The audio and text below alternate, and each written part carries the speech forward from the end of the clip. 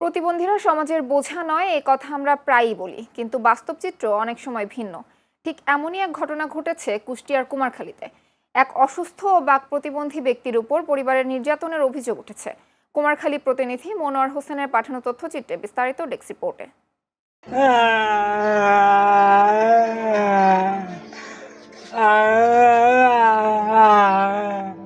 ৩ বছর আগেও অন্য ১০ জন মানুষের মতো স্বাভাবিক জীবনযাপন করতেন ৪৫ বছর বয়সী সিদ্দিক প্রামাণিক। হঠাৎ মিনি স্ট্রোকে আক্রান্ত হয়ে বাক প্রতিবন্ধী হয়ে পড়েন তিনি। আর এরপর থেকেই যেন বদলে যায় তার জীবনের গল্প। ঘটনাটি কুষ্টিয়ার কুমারখালী উপজেলার জগন্নাথপুর ইউনিয়নের এদ্রাকপুর গ্রামের। অসুস্থ হয়ে কর্মক্ষমতা হারানোর পর পরিবারের ওপর নির্ভরশীল হয়ে পড়েন সিদ্দিক। আর এই অসহায়ত্বই যেন হয়ে ওঠে তার দুর্ভোগের কারণ।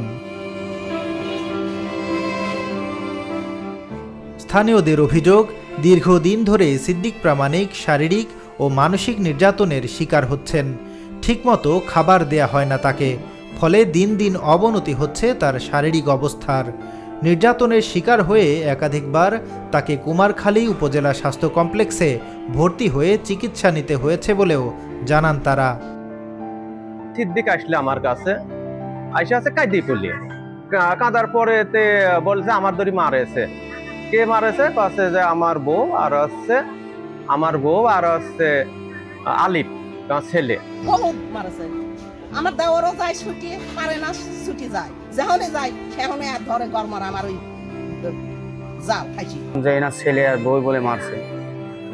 কিরকম মানুষ যে একটা মানুষের মাইরে মাথা ফাটা দিয়ে, একটা রোগী নাই, রোগ নাই, আসি দেখার কোনো পরিবেশ নাই। আমরা এই যে পানি আনি দিচ্ছি, আমি নিজেও রোগী, তাকে পানি আনি দিচ্ছি, এই সময় লুঙ্গি উল্টে যাচ্ছে, ঠিক করে দিচ্ছি। তা এই ধরনের মানুষ যে অত্যাচার করছে তাদের বিচার হওয়া অবশ্যই দরকার। যখনই কাজকাম করতে পারে না তখন পরিবারের কাছে উনি বোঝা হয়ে গেছে।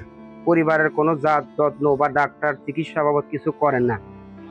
সিদ্দিক প্রামাণিকের এক মেয়ে ও ৩ ছেলে রয়েছে। অভিযোগ রয়েছে তার স্ত্রী তারা খাতুন এবং বড় ছেলে আলিফ তাকে মারধর সহ মানসিক নির্যাতন করেন।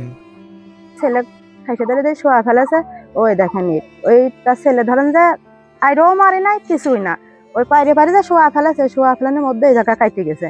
আমি মনে করছি ছেলের ঘরে থেকে আইসে ওরা বুড়ানো রক্ত মুছায়, যদি সেরকম হয় তারপরে হাসপাতালে নিয়ে যা সেলাই মেলাই দিয়ে নিয়ে আসে। আমার বড় শ্বশুর মারতে আইছে, তারপর আমার সাথে একটু হতে আইছে এই আর আছে, আমি ধাক্কা মাইছি, এই যুগের পরিজা মাথায় যা কাটিয়ে গেছিল।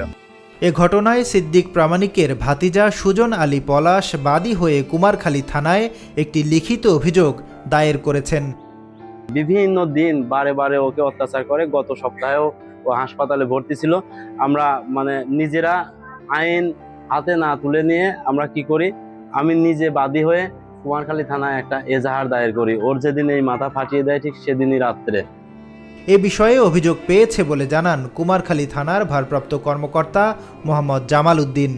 বিষয়টি তদন্ত করে প্রয়োজনীয় আইনি ব্যবস্থা নেওয়া হবে বলেও আশ্বাস দেন তিনি। সুজন নামে একজন ব্যক্তি, সে একটা অভিযোগ দায়ের করেছেন। তার চাচা সিদ্দিক বাক প্রতিবন্ধী, তাকে তার ছেলে এবং তার ওয়াইফ তাকে মারধর করে এবং সাধারণ সহ শরীরে বিভিন্ন জায়গায় ক্ষত সহ হাসপাতালে চিকিৎসা ছিল। এই সংক্রান্তে আমরা একটা অভিযোগ পেয়েছি। তদন্ত সাপেক্ষে আমরা অবশ্যই বিষয়টা খতিয়ে দেখব এবং আইনানুগ ব্যবস্থা গ্রহণ করব। পরিবারের অবহেলা ও নির্যাতনের অভিযোগে অসহায় হয়ে পড়েছেন বাক প্রতিবন্ধী সিদ্দিক প্রামাণিক। এখন দেখার বিষয় প্রশাসনের হস্তক্ষেপে তার জীবনে স্বস্তি ফিরে আসে কিনা। Desk report, channel S.